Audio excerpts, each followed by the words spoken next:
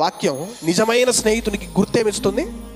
విడువక ప్రేమించే గుర్తునిస్తుంది. నిజమైన స్నేహితుడు నేను కనిపెట్టుకోవాలంటే వాడు ఏం చేస్తున్నాను, ఎలాంటి పరిస్థితుల్లో కూడా నన్ను విడవని వాడే నిజమైన స్నేహితుడు. ఎలాంటి పరిస్థితుల్లోనైనా నన్ను మరిచిపోని వాడే నిజమైన స్నేహితుడు. కానీ మనం ఏం చెప్పుకుంటాం, వాడు నా బెస్ట్ ఫ్రెండ్, వీడు నా బెస్ట్ ఫ్రెండ్, వీడు నా ప్రాణ స్నేహితుడు అని వాళ్ళ మీద ఆల్రెడీ మనం ఎక్స్పెక్టేషన్ పెట్టుకొని బ్రతుకుతున్నాం. కానీ నిజమైన స్నేహితుని గుర్తు విడువక ప్రేమించే గుణం. అది క్వాలిటీ. అది దేవుడు నిజమైన స్నేహానికి ఇస్తున్న క్వాలిటీ.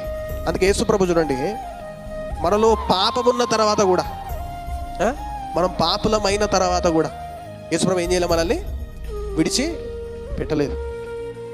చూడండి, దేవునికి ఏమి నచ్చదు? పాపం అంటే నచ్చదు. ఇప్పుడు నచ్చని పాపం మనలో ఉన్నప్పుడు యేసుప్రభు ఏం చేయాలి? మనల్ని విడిచిపెట్టాలి.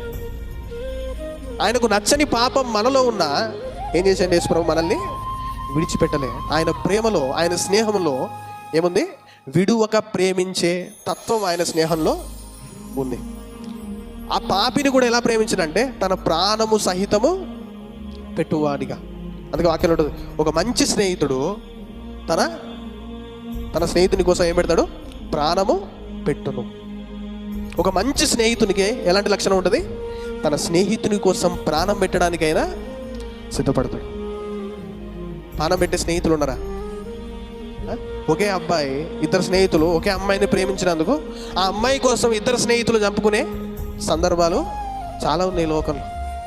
ఒక అమ్మాయిని ఇద్దరు స్నేహితులు ప్రేమించినప్పుడు స్నేహితులు చేతులే చంపుకునే సందర్భాలు. అందుకే ఈ లోకంలో ప్రాణం పెట్టే స్నేహాలు లేవు. యేసుప్రభు ఒక్కడే ప్రాణం పెట్టిన స్నేహితుడు. ఆయన స్నేహంలో కల్తీ లేదు. ఆయన స్నేహంలో మరిచిపోయే తత్వం లేదు. ఆయన స్నేహంలో నీ పతనాన్ని చూసి ఆనందించే కల్తీ కలిగిన స్నేహం ఆయనది కాదు.